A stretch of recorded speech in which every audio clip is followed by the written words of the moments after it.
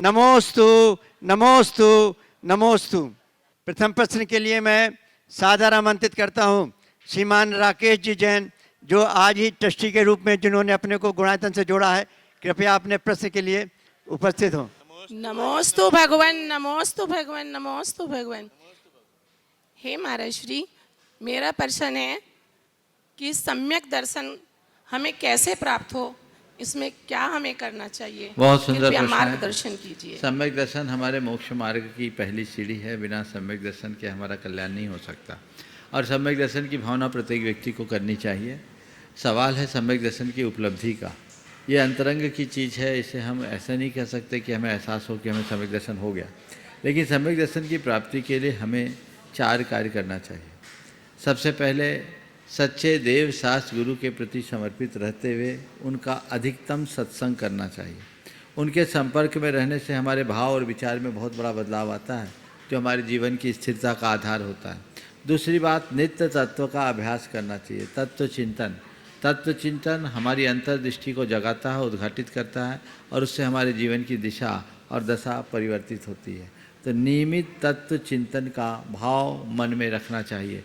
और तीसरी बात, नित्य आत्मचिंतन, आत्मा के बारे में विचार करना चाहिए। अपने आत्मा अनात्मा के स्वरूप का बारंबार चिंतन करते रहने से हमारा सम्यक दर्शन का मार्ग प्रशस्त होता है। समझ गए? और सम्यक दर्शन के एक निमित्त में देव दर्शन भी एक बड़ा कारण है। तो हम ये चारों कारणों को अपनाएं, सम्यक दर्शन की अभिव्यक्ति हो सकती है।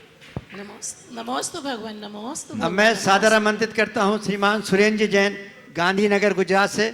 और इसी बीच गुरुवर आप जब तक आ रहे हैं, एक ऑनलाइन प्रश्न है कटनी मध्य प्रदेश से श्रीमती लक्ष्मी जैन, प्रांतीय प्रभारी महिला परिषद से। वो आपके चरणों में त्रिबार नमोस्तु करते हुए कहती है, गुरुवर एक युक्ति मैंने पढ़ी है, शब्द का भी एक स्वाद होता है, बोलने से पहले चख लीजिए, अगर आपको अच्छा नहीं लगा तो दूसरों को कैसे अच्छा लगेगा। इस युक्ति को जीवन में कैसे चरितार्थ करें, कृपया समाधान करें। बस बिल्कुल सही बात है। दूसरों के जो शब्द हमें अच्छे नहीं लगते, समझ लीजिए हमारे वे शब्द औरों को अच्छा नहीं लगेंगे। तो हमने दूसरों के शब्दों का स्वाद चखा है, तो उससे हमें अपने शब्दों का स्वाद का एहसास हो सकता है, और इसी एहसास से व्यक्ति अपने जीवन में मिठास ला सकता है। हाँ, अब श्रीमान सुरेंद्र जी अपना प्रश्न के साथ उपस्थित हैं, और अब मैं आगे अनुरोध करता हूं डॉक्टर अरविंद जी दिवाकर ललितपुर से। प्रमाण सागर जी महाराज के चरणों में मेरा और मेरे परिवार की तरफ से कोट से नमन। महाराज जी, मेरी एक जिज्ञासा है कि ससाधन सम्यक दृष्टि का नाना जीवों की अपेक्षा जो जगन्य काल, एक समय और उत्कृष्ट काल, पल्योपम का असंख्यात भाग कहा है, तो क्या इतने काल तक इन सभी जीवों का सद्भाव हमेशा पाया जाएगा?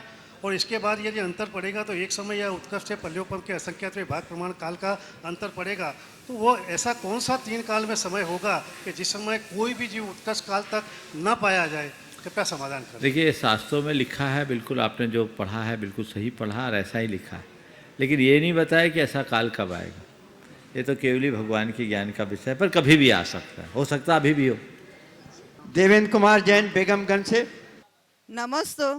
मुनीत भाई के चरणों में मैं गांधीनगर गुजरात से मेरे और परिवार की ओर से साथ त्रिबार नमस्ते करती हूँ। महाराज जी, मेरा प्रश्न ये है कि एक सच्ची इंद्राणी होती है, उनको कितने तीर्थंकर के जन्म कल्याणक में जाने का अवसर मिलता है? क्योंकि एक बार जाने से उनको तो एक भवतारी हो ही जाता है, लेकिन उनको कितने तीर्थंकर के जन्म कल्याणक में जाने का अवसर मिलता है? एक सच्ची इंद्राणी की आयु 5 पल्ले की होती, 5 पल असंख्यात वर्षों का है, और एक किसी भी तीर्थंकर की अधिकतम आयु 1 कोटि पूर्व है। तो ऐसे कोटि पूर्व के असंख्य तीर्थंकरों का, अनगिनत तीर्थंकरों का कल्याण करने का सौभाग्य उसे मिलता है, और यही पुण्य उसे एक भावावतारी बनाता है। नमस्ते नमस्ते। ओ अब मैं आमंत्रित करता हूं श्रीमती मंजू जैन ब्यावर से, और अगले क्रम में तैयार रहेंगे सुयश जी सिंघई टीकमगढ़। नमोस्तु गुरुदेव, नमोस्तु गुरुदेव, नमोस्तु गुरुदेव। गुरुदेव, मेरी शंका यह है कि बहुत सी भगवान की मूर्तियां में चिन्ह अंकित नहीं होते, जैसे भगवान आदिनाथ की मूर्ति जो चंदा प्रभु भगवान के पास में है, तो ऐसे में उस मूर्ति की पहचान कैसे होती है? देखिए, प्राचीन समय में ऐसा भी चलन रहा कि मूर्तियों में कोई शिल्प चिन्ह अंकित नहीं किया गया, लेकिन उनकी पहचान के लिए कुछ उपाय बनाए गए, जैसे उनके नीचे उनके यक्ष यक्षिणी को अंकित कर दिया गया, उनके केश विन्यास से भी उनका पता लगने लगा। तो उस आधार पर पता लग जाता है चक्रेश्वरी और गोमुख यक्ष आदिनाथ भगवान की यक्ष यक्षिणियों में है, तो वो अंकित है, इसलिए पता लगता है आदिनाथ भगवान के पुत्र। नमोस्तु गुरुदेव, नमोस्तु। सुयज जी सिंघई, और इसके बाद मैं सादर आमंत्रित करता हूँ श्री सत्येंद्र जी जैन सिवनी, आप अध्यापक हैं मध्य प्रदेश से, कृपया तैयार रहेंगे। दुई मुनिराजों के चरणों में कोटि से नमोस्तु नमोस्तु नमोस्तु। महाराज श्री, मेरा प्रश्न यह है कि क्या भव्य जीव अपने कर्मों के द्वारा अभव्य बन सकता है या वह नियम से भव्य रहता है? देखिए, भव्य है वो भव्य ही रहेगा, अभव्य नहीं होगा, अभव्य है वो अभव्य ही रहेगा, क्योंकि भव्यपना और अभव्यपना कर्मों से नहीं होता, ये स्वभाव से अनादि से है, इसलिए उसमें कोई परिवर्तन नहीं हो। मुनि श्री के चरणों में मेरा और मेरी परिवार के सामने से त्रिवार नमोस्तु। महाराज जी, मेरा प्रश्न ये है, सही अष्टमूल गुण क्या है? क्योंकि कहीं पर 5 अणुवत का त्याग और कहीं पर 5 उदंबर फल का त्याग है। देखिए, अष्टमूल गुणों की जो व्याख्या है अलग अलग रूप में अलग अलग आचार्यों के द्वारा अलग अलग काल में अंकित किया गया, और मुझे लगता है देश काल की परिस्थितियों के अनुसार श्रावकों की चर्या में आए हुए गिरावट के परिणाम स्वरूप ये संशोधन हमारे आचार्यों को करना पड़ा। मुनियों के 28 मूल गुण तो भगवान ऋषभदेव से लेकर आज तक वही है, पर तुम गृहस्थों का कोई ठिकाना नहीं, तुम्हारे साथ बहुत बड़ा बदलाव आया। सबसे पहले आचार्य समंतभद्र महाराज के काल में जब 8 मूल गुणों की चर्चा आई तो मद्य मांस मधु के त्याग के साथ 5 अनुव्रत मूल गुणों के रूप में आया। मद्य मांस मधु त्यागे सहानुव्रत पंचकई अष्टौ मूल गुणा नाहुर गहीनाम श्रमणोत्तमा। गहीनाम श्रमणोत्तमा, ये गृहस्थों के 8 मूल गुण। फिर इसके बाद 8 मूल गुणों की चर्चा आदि पुराण में, और आपके जाकर आसाधर जी ने इसको दूसरे तरीके से लिखा। मध्य त्याग, मांस त्याग, मधु का त्याग, पंच उदंबर फलों का त्याग, रात्रि भुक्ति का त्याग, जीव दया और जल गालन का पालन, और पंच परमेष्टि की भक्ति, ये 8 मूल गुण आए। बाद में और चर्या में गिरावट आ गई तो कह दिया मद्य मांस मधु का त्याग और पंच उदंबर फलों का त्याग, ये 8 मिलाकर कैसे भी अपना काम कर लो। तो कुल मिलाकर के 8 की संख्या को तो यथावत रखा गया और उसी आधार पर सारा काम किया गया। ये बदलाव समय समय के अनुसार है। कौन से मूल गुण सही हैं? तो मूल गुण होना चाहिए जिससे श्रावक के चिन्ह प्रकट हो, वो हमें हर हालत में धारण करना चाहिए। नमोस्तु। उदयपुर राजस्थान से अनिल जी मेहता, आपके चरणों में त्रिवार नमोस्तु करते हुए प्रश्न है उनका, कंजूस व्यक्ति के दिल में पुण्य का बीज कैसे बोएं जिससे पुण्य रूपी वट वृक्ष का पेड़ मोक्ष फल से महक उठे, और भावी पीढ़ियां भी पेड़ को कैसे सिंचित करें जिससे फल को हमेशा वितरण करते रहें। कंजूस व्यक्ति के दिल में पुण्य का बीज कैसे बोए?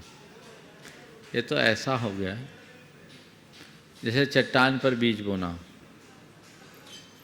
लेकिन घबराना नहीं है। चट्टान पर भी थोड़ी सी मिट्टी डाल दो तो बीज फलीभूत हो सकता है ना। और मैं एक ऐसे कंजूस के बारे में आपको आज बताता हूँ कि उस चट्टान में भी कैसे बीजांकुर हो सकता है। बहुत पुरानी बात है। एक व्यक्ति बड़ा कंजूस था और कुछ लोग को अपने यहाँ एक अस्पताल बनाना था। छोटा सा गांव था। अब उस अस्पताल के लिए चंदा करने के ख्याल से निकले तो कहा भाई किससे चंदा शुरुआत करें। तो वो उस गांव के नगर सेठ जो महाकंजूस था उसके यहाँ चले गए। जब गए तो पहले तो मिलने से इनकार किया, फिर भी गए तो मिला, पानी तक के लिए नहीं पूछा। उसने कहा भैया तुम हमारे पास अगर कोई आशा से आए तो तुम्हें पता है यहाँ कुछ नहीं मिलता। बोले हम आपके यहाँ किसी आशा से नहीं आए, हम आपसे केवल एक दिन के लिए आपके नाम के प्रयोग की अनुमति चाहते हैं। मेरे नाम के प्रयोग की अनुमति? बोले क्या? तो उनने पानड़ी जो दान लेने वालों की लिस्ट होती है ना, उनके आगे किया और सबसे ऊपर उनका नाम लिख करके 5 लाख रुपया रख दिया। 5 लाख देखते ही उसकी तो आंखें फटी रही, क्या कर रहा भैया, ये सब मेरे से नहीं। बोला आपको 1 पैसा नहीं देना है। क्या करना है, क्यों लिखे हो? बोले कुछ नहीं, बस आप कोई आपसे कोई बोले तो आप ना मत करना कि मैंने नहीं दिया, हम केवल आपके नाम का प्रयोग करेंगे। भैया तुम लोग मुझे फंसा दोगे, मैं ऐसा नहीं करूँगा। बोले हम आपको एक एफिडेविट लिख के दे देते हैं कि हम 1 दिन के लिए आपके नाम का भर प्रयोग करेंगे। उसको भी लगा, बोले ठीक है भैया ठीक है, बताओ क्या करना है, तैयार है। सबसे पहले उसका 5 लाख का नाम दिया। अब जब गांव में घूमे, सबको बड़ा आश्चर्य भी हुआ कि उस आदमी ने 5 लाख दिया, तो जो 5,000 देने वाला था वो 50,000 दे दिया, जो 10,000 देने की इच्छा रखता था लाख रुपया दे दिया। उसका उन लोगों का जो कलेक्शन था उनके टारगेट से ज़्यादा हो गया। अगले दिन आभार सहित उनका नाम वापस करने के लिए वे लोग जब उसके घर पहुँचे, तो जैसे ही खबर पहुँची, वो आदमी खुद चल करके उसको लेने आया, अंदर बिठाया, सबको दूध पिलाया। लोगों को बड़ा आश्चर्य हुआ, ये हृदय परिवर्तन कैसे हो गया। ये लोग नाम वापस करने को थे, तो उसने 5 लाख कैश निकाल कर सामने रख दिया। बोला ये लो भाई। लोगों को लगा ये सर्जरी कैसे हो गई, ये हृदय परिवर्तन कैसा। जो आदमी 5 पैसा देने को राजी नहीं, आज 5 लाख एक मुश्त किस कैश दे रहा है। उस व्यक्ति ने जो बात कही वो आप सबको ध्यान देने योग्य है। बोला मैंने जीवन भर कमाने के सुख को अब तक भोगा, पर मुझे उसमें कोई सुख नहीं मिला। दान देने का सुख क्या होता है ये मुझे आज मालूम पड़ा, जो जीवन भर के कमाने के सुख से भारी है। बोला मैं सोच रहा हूं कि इतना कमाया, मेरी कोई प्रशंसा नहीं किया, पर कल केवल मैंने नाम के लिए दान दिखाया, मुझे सैकड़ों लोगों का बधाई संदेश मिला, तो मुझे लगा अरे नाम के लिए दान देने से इतना यश मिलता है, तो दान के लिए दान देने वाले को क्या होगा। मेरी आंखें तुम लोगों ने खोल दी है, और मेरा एक निवेदन है, आगे से जब कभी कोई अच्छा कार्य करना हो तो उसकी शुरुआत मेरे घर से करना। समझ गए? तो ये है पत्थर पर पेड़ उगाड़ना। समझ गए? थोड़ी सी मिट्टी भर डालने की देर है। कुचामन सिटी राजस्थान से नेमी चंद जी जैन कह रहे हैं, नमोस्तु गुरुवर, जीवन एक यात्रा है, इसे जमकर जियो तो मानो मौज है, और नहीं तो समस्या तो रोज है, इसे कैसे समझावें। जीवन एक यात्रा, जमकर जियो तो मौज है, नहीं तो समस्या तो रोज है। बिल्कुल ठीक है। जो जीने का तरीका जानते हैं और जीवन की हर स्थितियों में अपने आप को सहज बनाए रखने की क्षमता रखते हैं, उनके लिए मौज है, नहीं तो समस्या रोज है। जीवन तुम्हारा है, जीना तुम्हें, बस तय ये करना है कि कैसे जीना है। जो जैसे जीता है उसके जीवन का रस वैसा ही होता है। बिनौली रागपत बागपत से नितिन जैन आपके चरणों में बारंबार नमन करते हुए कहते हैं, महाराज श्री, किसी ने क्या खूब कहा है कि पल्लू के छोर में रुपए बांध कर रखती थी, एक छोटा सा एटीएम मेरी माँ भी रखती थी। तो महाराज श्री, मेरी शंका ये है, जो खुशी माँ के पल्लू में बंधे 1 रुपये के मिलने पर होती थी, वो खुशी आज एटीएम के 10,000 रुपये मिलने पर भी नहीं मिलती है। तो महाराज श्री, वो बचपन कहाँ से लाएं, समाधान दीजिए। नमोस्तु नमोस्तु नमोस्तु। बात बिल्कुल ठीक है। माँ के पल्लू से निकला 1 रुपया जो खुशी देता था, एटीएम से निकलने वाला 10,000 भी वो खुशी नहीं देता। ये यथार्थ है। पहले ये हम समझे कि ये खुशी क्यों नहीं मिलती। पहली बात तो ये, पल्लू से जो माँ से मिलता है ना, वो माँ का धन होता है, और माँ का धन केवल धन नहीं होता, वो उसके साथ उनकी ममता का पुट भी होता है जो आनंद देता है। और एटीएम से जो निकलता है ना, वो तुम्हारे ही जेब का धन है जो वहाँ से निकल रहा है, किसी गौर कार्य का नहीं। इसलिए एटीएम का निकालते समय भी तुम्हें लगता है कि ये मेरा माल जा रहा है। तुमने पूछा है कि पुराने समय जैसा बचपन हम कैसे ले आए। बस कुछ नहीं करो, बचपन जैसी निश्चलता हृदय में आ जाए तो आज भी वही बचपन है। और वो कब आएगा?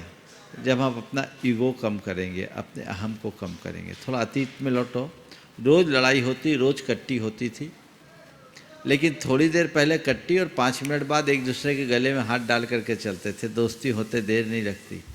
बचपन में कट्टी होती तुरंत दोस्ती हो जाती है, बड़े होने के बाद कट्टी नहीं होती, लोग ही कट जाते हैं। ये जो सोच है इसे बदलना होगा और इसकी मूल वजह हमारे भीतर का ईगो है। हमारी ये इगोइस्ट वृत्ति हमें कहीं का नहीं रहने देगी, इसलिए जीवन में बदलाव बहुत आवश्यक है। नमोस्तु गुरुदेव, नमोस्तु नमोस्तु। मेरी जिज्ञासा यह है गुरुदेव कि 24 तीर्थंकर जो होते हैं उनके चिन्ह जो होते हैं वो सभी के करीब करीब मुंह राइट में होते हैं, लेकिन किसी किसी के लेफ्ट में होते हैं, तो उनका क्या कारण है? जैसे आदिनाथ भगवान का मुंह है, जैसे महेश स्वामी का मुंह है शेर का, वो इनके अपने राइट हैंड की तरफ से यूं होता है, अपने राइट से लेफ्ट जाता है। लेफ्ट में मुंह कैसे होता है? मतलब मेरा कहना है वो शिल्पी की कमी है, राइट से लेफ्ट ही होना चाहिए। चलिए, नमस्ते गुरुदेव, नमस्ते नमस्ते। गढ़ा कोटा सागर मध्य प्रदेश से प्रवीण सिंघई आपके चरणों में बार बार नमस्तु करते हुए कहते हैं, खुशहाल जीवन के लिए ज्ञान और विवेक दोनों जरूरी हैं, परंतु गुरुवर ज्ञान तो हम लोग पा लेते हैं, पर उसके अंदर का प्रकाश हम तक पहुँचे, अर्थात विवेक जागृत हो, कृपया इसके लिए उपाय बताइए। बहुत अच्छी बात कही। ज्ञान तो हम लोग पा लेते हैं, पर उसके अंदर का प्रकाश, विवेक स्वरूप हमारे भीतर कैसे प्रकट हो। देखिए, इसे थोड़ा अच्छे से समझने की ज़रूरत है। ज्ञान और विवेक, ज्ञान किताबों से पढ़ कर के पाया जा सकता है, विवेक अनुभव से घटता है। अगर हम अनुभव का लाभ उठाएं और अनुभवी लोगों के संपर्क और संसर्ग में रहें तो हमारे अंदर का विवेक अपने आप जगता है। ज्ञान यानी सूचनाओं का संग्रह, विवेक यानी समझ, वो अंदर की समझ होती है। बिना विवेक के हमारे ज्ञान का कोई अर्थ नहीं, इसलिए ज्ञान के साथ विवेक तो होना ही चाहिए। और ये धीरे धीरे धीरे धीरे जैसे जैसे अनुभव बढ़ता है, मनुष्य की विवेक की आंखें खुलती जाती है। सत्संग समागम भी विवेक को खोलने में निमित्त बनती है। मौजपुर दिल्ली से श्रीमती सपना जी जैन गुरुवर आपके चरणों में नमस्तु करते हुए कहती हैं, जिंदगी की परीक्षा में कोई नंबर नहीं मिलते, लोग आपको जगह दे दें तो समझ लो कि आप परीक्षा में पास हो गए। ऐसा हम क्या पुरुषार्थ करें जीवन की परीक्षा में पास होते रहें। नमोस्तु भगवान। जीवन की परीक्षा में पास होना चाहते हो तो जो भी पेपर आया, जैसा भी आया, उसे लिखना शुरू कर दो, स्वीकार कर दो। जीवन की परीक्षा में देखिए, एक पढ़ाई की परीक्षा में और जीवन की परीक्षा में बड़ा अंतर है। पढ़ाई की परीक्षा में हम जो लिखते हैं उसके अनुरूप हमें मार्क्स मिलते हैं। जीवन की परीक्षा में हम जैसा जीते हैं उसके अनुरूप हमें मार्क्स मिलते हैं। अगर जीवन की परीक्षा में हमें 100% अंक लाना है तो उसका एक ही रास्ता है, जीवन में जो घटे जैसा घटे सहज रूप से स्वीकार कर लो, कभी विफल नहीं होगे, 100% सफल होगे। जब हम उसके साथ अपना इष्ट अनिष्ट संकल्प विकल्प जोड़ देते हैं तो हमारे नंबर कटने लगते हैं। हमारे अंदर का दुख, उद्वेग, बेचैनी, व्याकुलता, ये सब हमारे माइनस मार्किंग है जो हमें पीछे ले जाते हैं। और हमारे हृदय की प्रसन्नता, क्षमता, सरलता, सहजता, ये हमारे जीवन के अंक हैं। जो क्षमता, संतोष और संयम हमारे अंदर हो, धैर्य हमारे अंदर हो, समझ लेना हम अपने जीवन की परीक्षा में उतने ही अधिक अंक प्राप्त करेंगे और जीवन को आगे बढ़ा सकेंगे। इसके बाद गुरुवर एक प्रश्न और है, मध्य प्रदेश से तेंदुखेड़ा से दमोह से दर्शिका जैन आपके चरणों में नमस्तु करते हुए कह रही हैं, गुरुदेव मेरा भगवान पर विश्वास है, लेकिन यदि कोई मुझसे पूछे कि भगवान की ऐसी कौन सी बात प्रेरित करती है जिस पे उनका विश्वास है, तो मेरे पास कोई जवाब नहीं होता। तो हे गुरुदेव, मेरा प्रश्न ये है, अगर हम किसी पर विश्वास करते हैं तो वे कौन से तथ्य हैं जिनसे पता लग जाए कि हमारा उन पर विश्वास है। बहुत अच्छा सवाल किया है। मेरा भगवान पर विश्वास है, पर मुझे ये पता नहीं, कोई पूछे तो मैं ये नहीं बता सकता कि ऐसी कौन सी बात है जो तुम्हें प्रेरित करती है। तो ऐसी बातों को हम कैसे जाने, जिन पर हम विश्वास करते हैं उनके लिए प्रेरक तत्व कैसे जाने। सबसे पहले अगर भगवान पर विश्वास है, इसका पता लगाना है, तो अपने आप पर विश्वास करो, अपने आप पर विश्वास करो।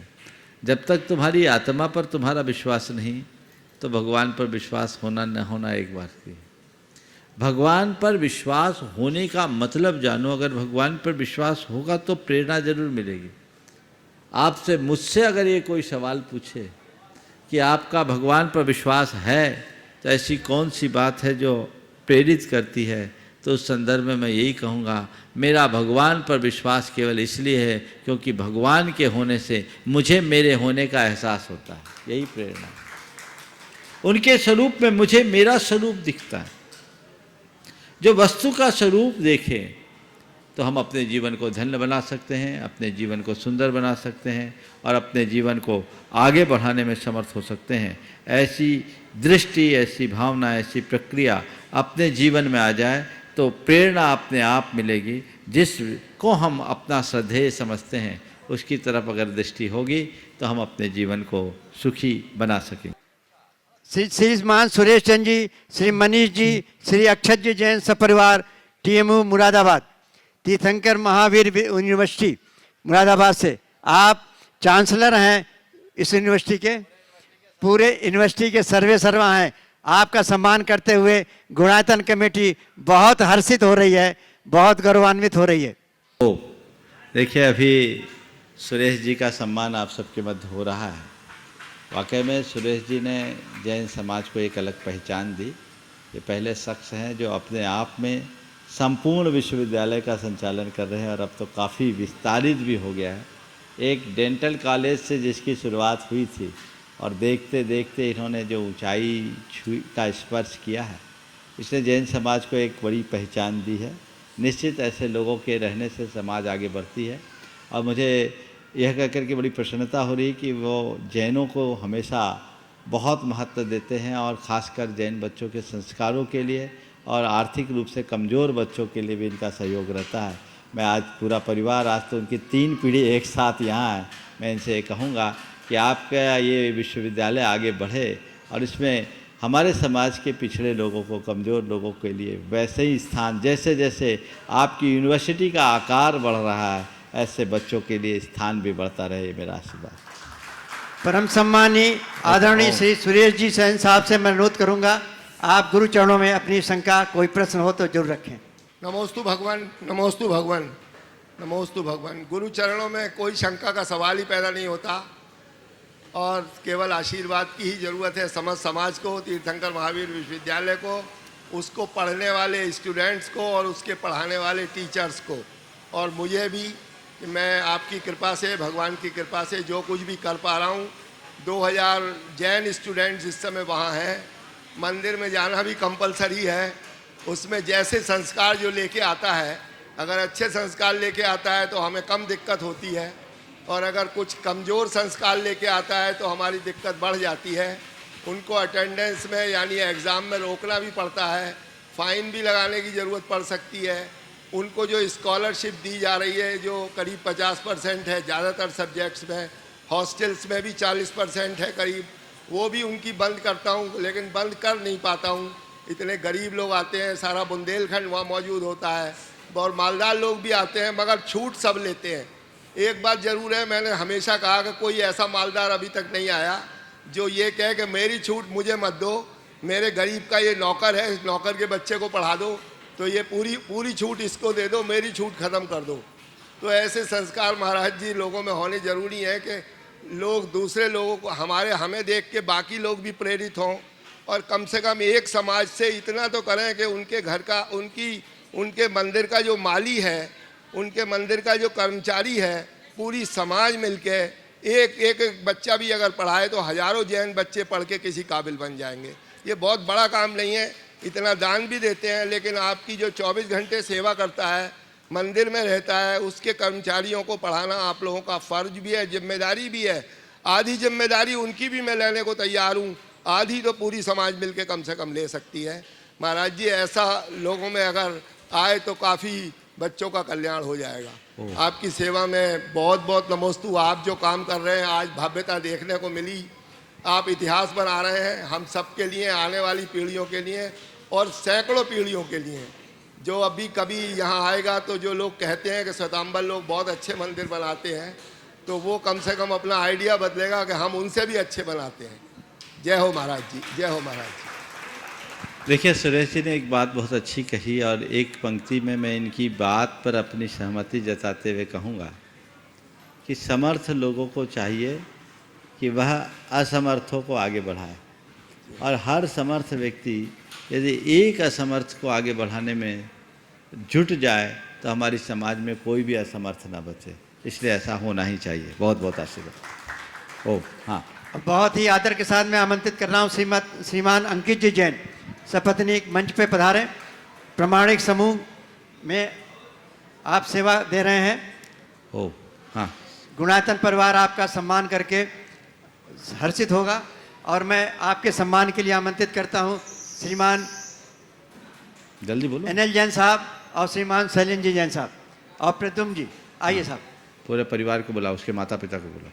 आपके माता पिता को भी मैं सादर आमंत्रित करता हूँ, आप भी मंच पे आने की कृपा करें। करतल ध्वनि से आपका सम्मान करें। एक बार अंकित भाई का करतल ध्वनि से आप सब सम्मान करो। एक सॉफ्टवेयर इंजीनियर होने के साथ साथ प्रमाणिक समूह में ये पिछले अनेक वर्षों से लगभग 5 साल तो हो गए हैं, है ना? 18 से 1918 से 2018 से, हाँ 17 से 5 वर्षों से निरंतर अपनी बहुत अच्छी सेवाएं दे रहा है। ऐसे युवा के लिए एक बार आप सबका अभिवादन होना ही चाहिए, इस भाव से कि और लोग भी प्रेरित हो और आगे बढ़े। बोलो। हाँ, गुरुदेव के चरणों में त्रिबार नमोस्तु नमोस्तु नमोस्तु। महाराज जी, मेरा प्रश्न है, हम अपनी सैलरी का कुछ % डोनेट करते हैं, तो क्या हम उस राशि से कलश या बोली ले सकते हैं क्या? ले सकते हैं। ये दान की राशि परमार्थ के क्षेत्र में आप कोई भी राशि खर्च करते हैं वो परमार्थ में आता है, निकाल सकते हैं। बहुत ब्यावर से श्रीमती मंजू जी जैन, श्री सुरेंद्र जी जैन, विकास जी जैन, आकाश जी जैन, आप कृपया मंच पे आएं। और अगले क्रम में प्रश्न के लिए आप श्रीमान सुरेंद्र जी जैन, गांधीनगर गुजरात, आप उपस्थित होने की कृपा करें। श्रीमान सुरेंद्र जी जैन, गांधीनगर गुजरात। और अगले क्रम में सम्यक जी जबलपुर। अगले क्रम में गांधीनगर गुजरात से गिरीश भाई आरसा। नमोस्तु महाराज जी। अपने बहुत सारे तीर्थ क्षेत्र में देखा जाता है कि वहाँ पे जैन आबादी बहुत कम है। जैसे अयोध्या, वहाँ पे जन्मभूमि है, लेकिन वहाँ पे 4 या 5 ही घर है अपने जैन के। और महावीर जी, वहाँ पे भी बहुत कम घर है जैन समाज के। ऐसा क्यों महाराज जी? देखिए, काल का प्रकोप है। प्रायः तीर्थंकरों के कल्याणक भूमियों में जैनियों का अभाव जैसा। अब इसे जन्मभूमि में लोगों का न होना चंद्रगुप्त के फल से जोड़ करके देखा जाता है। सम्राट चंद्रगुप्त को एक सपना आया जिसमें तालाब, चारों तरफ कमल खिला है, बीच में सूखा है। उसका अर्थ यही बताया गया कि आने वाले दिनों में धर्म के मूलभूत स्थानों में धर्म कम रहेगा, अन्य स्थानों में अधिक होगा। हो सकता है ये उसका ही संकेत। नमोस्तु महाराज। आगे। हाँ, श्रीमान सुरेंद्र जी जैन, गांधीनगर गुजरात। और अगले क्रम में सम्यक जैन जबलपुर, 8 वर्ष का बालक है। गुरुवर मुनीत भाई के चरणों में त्रिबार नमोस्तु। भगवान, मेरा प्रश्न यह है कि जैसे ये योग निरोध का जो अंतरंग काल जो है वो तो अंतर्मुहूर्त है, तो और जो हमारे जो तीर्थंकर भगवान जो हुए, तो किन्हीं का 14 दिन का, किन्हीं का 2 दिन का और किन्हीं का 1 महीने का जो काल था योग निरोध का, उसमें क्या गर्भित है? कृपया समाधान करें। बिल्कुल, आप लोग जब वंदना के लिए जाते हैं तो वहाँ आप देखते हैं कि 1-1 माह का वहाँ आपके लिए लिखा जाता है उपवास। पहला तो मैं कन्फ्यूजन दूर करना चाहता हूँ। हमारे तीर्थंकर हो या केवली भगवान, केवल ज्ञानोपरांत उन्हें आहार नहीं होता, पूरे जीवन पर्यंत वो उपवास रहते हैं। ये दिगंबर मान्यता है। श्वेतांबर मान्यता के अनुसार केवली भगवान भी हम लोगों की तरह आहार लेते हैं, तो उनके यहाँ 1 माह का उपवास या 14 दिन का उपवास। हमारे 24 तीर्थंकरों में जिस दिन से भगवान ने समोसरण का परित्याग किया, उस दिन के काल से उनका योग निरोध का काल होता है, वो ध्यान में स्थित हो गए। आदिनाथ भगवान ने 14 दिन पूर्व योग धारण किया, महावीर भगवान ने 2 दिन, बाकी शेष तीर्थंकरों ने 1 माह पूर्व वो समोसरण छोड़ करके ध्यान में स्थित हो गए, और उनका योग निरोध उनकी आयु के अंतिम अंतर मुहूर्त में हुआ। तो योग निरोध का काल तो बस 1 अंतर मुहूर्त है। ये इतने काल तक एक नियोग बस ध्यान में खड़े रहे, ऐसा। नमस्ते भगवान, नमस्ते। हाँ, सम्यक जैन जबलपुर, और अगले क्रम में गांधीनगर से ही गिरीश भाई आरसा। नमोस्तु गुरुवर, नमोस्तु। महाराज जी, मेरा प्रश्न है कि जो छोटे बच्चे होते बड़े होके वो अपने माता पिता जी को क्यों भूल जाते हैं? बहुत ही गंभीर सवाल है। छोटे बच्चे बड़े होकर अपने माता पिता को क्यों भूल जाते हैं? इसका एक उदाहरण मैं उत्तर तो ये देना चाहता हूँ कि प्रायः वो अपने माता पिता को देखता है कि उसके माता पिता अपने बच्चों में ही लगे हैं, अपने माँ बाप को भूले हैं, तो वही संस्कार बच्चों में आते हैं, वे भी अपने माँ बाप को भूल जाते हैं। मैं आप लोगों इस बच्चे के माध्यम से एक संदेश देना चाहता हूँ। आप अगर चाहते हो कि आपका बच्चा आपके जीवन की आखिरी सांस तक आपका सेवक बने रहे, तो अभी से अपने माँ बाप के प्रति समर्पित हो जाओ। बच्चा जो देखेगा वही करेगा। नमोस्तु महाराज। मैं एक परिवार की बात करता हूँ। एक युवक जो आज लगभग 55-52 साल का हो गया, वो प्रतिदिन अपने पिता के पैर की मालिश किए बगैर नहीं सोता। अगर घर में रहेगा आएगा तो अपने पति के पिताजी के पैर, उनके पैर फटे रहते थे बीमारी, तो उसमें कोई मालिश करना और कोई ऑइंटमेंट लगाना, ये रोज का क्रम। 10 मिनट अपने पिता की सेवा करे पर करेगा। उसने बताया, बोला महाराज जी मैंने अपने पापा की सेवा की तो वो उसका असर हमारे बच्चों पर पड़ा। आज मेरे बच्चे मेरे पैर की मालिश किए बगैर नहीं सोते। तो ये चीजें हमें डालनी चाहिए। आज संस्कारों का अभाव हो गया। बच्चे वही अपनाते हैं जो आप करते हैं। समझ गए?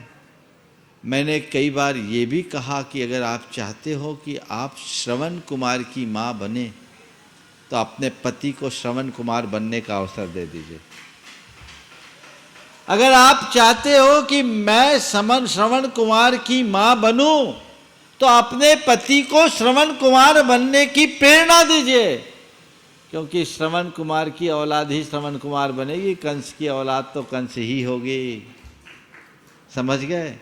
तो उल्टा नहीं होना चाहिए, उस तरफ दृष्टि हो, बहुत परिवर्तन आए। नमोस्तु गुरुवर, नमोस्तु। गिरीश भाई गांधीनगर गुजरात से, और अगले क्रम में तैयार रहेंगे श्रीमान अशेष जी, अनुभाजी जैन, बालाघाट मध्य प्रदेश। मैं गिरीश शाह, द्विग गुरुवर ने मेरे परिवार से नमोस्तु नमोस्तु नमोस्तु। महाराज जी, सम्यक दर्शन के बाधक के लिए अनंतानुबंधी क्रोध मान माया लोभ है, तो हम में एक ऐसे विद्यमान है, ऐसे कैसे हम? देखिए, कषाय हमारे भीतर है, वो किस दर्जे की है उसकी तीव्रता और मंदता का अंदाज तो लगाया जा सकता है, बाकी और गहराई से हम नहीं बता सकते। ये दिव्य ज्ञानियों के ज्ञान का ही विषय। नमोस्तु। अशेष अनुभा जैन, बालाघाट मध्य प्रदेश से। गुरुवर के चरणों में सत्सत नमन। नमोस्तु महाराज जी, नमोस्तु नमोस्तु। हमारा प्रश्न ये है कि आज हम लड़का लड़की की शादी करते हैं तो उसमें कुंडली मिलाना जरूरी होता है या नहीं होता? कहीं बोलते कि गुण नहीं मिल रहे, कहीं बोलते कि गण नहीं मिल रहे, तो इसका क्या समाधान है? इस विषय में मेरी विचारधारा बिल्कुल अलग है। हालांकि बहुत सारे लोग हैं जो कुंडली मिलाने पर ज़्यादा जोर देते हैं, पर मेरा कुंडली पर विश्वास बहुत कम है। मैंने ऐसे अनेक जोड़े देखे हैं जिनने 36 गुण मिला करके विवाह किए और आज भी 36 का आंकड़ा है। और ऐसे भी बहुत जोड़े हैं जिनने कोई कुंडली नहीं मिलाई पर अंदर का दिल मिला हुआ है। मुझसे पूछो तो मैं कहूँगा कुंडली मिले न मिले, मन मिलना चाहिए। आपको किसी को देखते ही मेंटल वाइब्रेशन हो, खिंचाव आ जाए, समझ लो मेरी कुंडली मिल गई, यहां कर लेना चाहिए।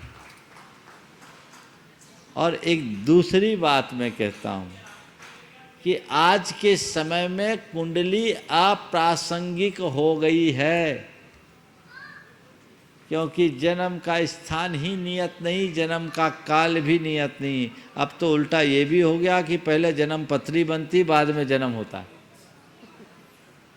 नॉर्मल डिलीवरी तो होती ही बहुत कम है।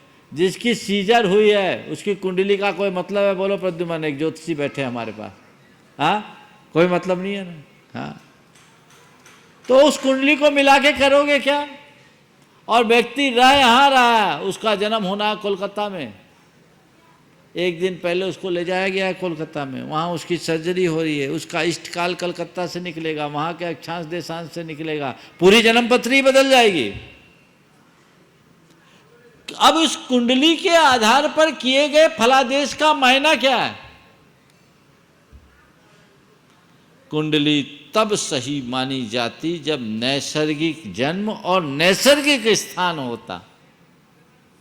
कुंडली में सबसे ज़्यादा महत्व होता है जन्म समय और जन्म स्थान का। समय भी सही नहीं, स्थान भी सही नहीं, तो कुंडली कहाँ से सही होगी? और एक बात बताओ, एक अस्पताल में 11:10 में 10 बच्चों का जन्म हुआ, कुंडली एक बनेगी कि नहीं बनेगी? राई रत्ती का अंतर नहीं होगा कुंडली में, पर जीवन में जमीन आसमान का अंतर हो जाएगा। फिर उस कुंडली का मायना कहाँ रहा? बहुत सारे लोग हैं जो इन कुंडलियों के चक्कर में अच्छे अच्छे संबंध छोड़ देते हैं। हाँ, मैं कहूँगा अंदर से तुम्हारा विश्वास हो तो इधर मत जाना। अब मन में खुटका हो तो जो तुम जानो तुम करो, हमें लेना देना नहीं। नहीं तो कल कहोगे महाराज जी ने कहा था कुंडली नहीं मिला ना, हमने बिना कुंडली मिलाए शादी कर ली इसलिए गड़बड़ हो गया। अरे इतने रोज जो डाइवोर्स हो रहे हैं उनका सर्वे हो, उनने कुंडली मिला के करी कि नहीं करी? और डाइवोर्स नहीं भी हो रहे तो शादी के नाम पर जिंदगी को ढो रहे हैं, उनकी हाल देखो, कुंडली मिलाए कि नहीं मिलाए। एक तथ्यात्मक सर्वे होना चाहिए, समझ गए? तो मुझे नहीं मालूम आपकी शादी कुंडली मिला के हुई कि नहीं हुई। आपकी तो आज से 25-30 साल पहले हुई होगी ना? कुंडली मिला के हुई थी कि बिना मिलाए हुई थी? उतना ध्यान नहीं है। ध्यान नहीं है ना? पर आज तक कोई दिक्कत है क्या? नहीं, कोई तो भाई ये उदाहरण घर में, फिर इधर उधर क्यों भागते? ठीक है ना, चलिए। श्री बहन जी जैन, पत्रकार, इंदौर मध्य प्रदेश से, गुरुवार आपके चरणों में त्रिवार नमोस्तु करते हुए निवेदन कर रहे हैं। आनंद और खुशी दोनों को पाने के लिए लोग तरह तरह के उपक्रम करते रहते हैं। उपक्रम के लिए धन को आनंद का केंद्र मानते हैं। महाराज जी, क्या आनंद और खुशी धन मिलने में अथवा मन मिलने से? कृपया मार्गदर्शन कीजिए। देखिए, आनंद और खुशी न धन मिलने से होती है न मन मिलने से होती है। ध्यान से सुनना, आनंद और खुशी की अनुभूति न धन के मिलने से होती है न मन के मिलने से होती है। आनंद की या खुशी की अनुभूति अंदर की संतुष्टि से होती है। आत्म संतोष ही आनंद का मूल है। इसलिए जो काम करो आत्मतोष के साथ करो, आत्मसंतुष्टि के साथ करो, ताकि हम अपने जीवन को और बेहतर बना सकें। एक कुमारी नम्रता पाटिल, सांगली महाराष्ट्र, आप कृपया अपने प्रश्न के साथ उपस्थित हों, शीघ्रता करेंगे और अगले क्रम में तैयार रहेंगे। गुरुवर के चरणों में त्रिवार नमोस्तु। गुरुवर, मेरा ये सवाल है कि मंदिर बांधने के समय, निर्माण के समय हिंसा का बंद होता है क्या? मंदिर बनाते समय हिंसा का बंद होता है क्या? मंदिर किसके लिए बना रहे, किसी को मारने के लिए कि सबको तारने के लिए? सबको तारने के लिए। तब हिंसा होगा कि पुण्य बंधेगा? अब आपसे कोई यही सवाल कर दे कि चौका लगाते समय हिंसा का बंद होता है क्या? क्या उत्तर दोगे? हाँ नहीं होगा। हाँ नहीं क्यों नहीं? अग्नि जला रही, पानी बहा रही, सब तो खटकरम कर रहे हैं, पर क्यों नहीं हुआ? बोलो, आप माइक पे बोलो। हाँ, पुण्य ही मिलेगा। क्यों मिलेगा पुण्य? क्योंकि हमारा उद्देश्य अलग है। मंदिर के निर्माण में भी जमीन खोदना पड़ता, पत्थर खोदना पड़ता है, तोड़ना पड़ता है, लेकिन उद्देश्य क्या है? सबकी आत्मा का उद्धार, इसलिए पुण्य मिलेगा। आइए। नमोस्तु गुरु। मान्या जैन, इम्फाल। नमोस्तु गुरुवर। गुरुवर, हमारे जैन धर्म में पालतू जानवरों को रखना वर्जित नहीं है, बल्कि हम उनका बहुत ही अच्छे से देख रेख भी करते हैं और बहुत ही ध्यान भी देते हैं। गुरुवर, ऐसा क्यों? हमारे यहाँ पालतू जानवरों को रखने का निषेध नहीं है, पर उन्हीं जानवरों को रखने का विधान है जिनको भगवान ने पालन करने योग्य बताया। गाय पालो, बैल पालो, समझ गए? इनको पालो, लेकिन कुत्ता बिल्ली मत पालो। क्रूर प्राणियों को पालने का निषेध है, समझ गए? इस प्रकार आज के इस सत्र को परम पूज्य गुरुदेव के चरणों में नमन अर्पित करते हुए मैं यहीं पर विराम दे रहा हूँ। बोलिए परम पूज्य आचार्य गुरुवर श्री विद्यासागर जी महाराज की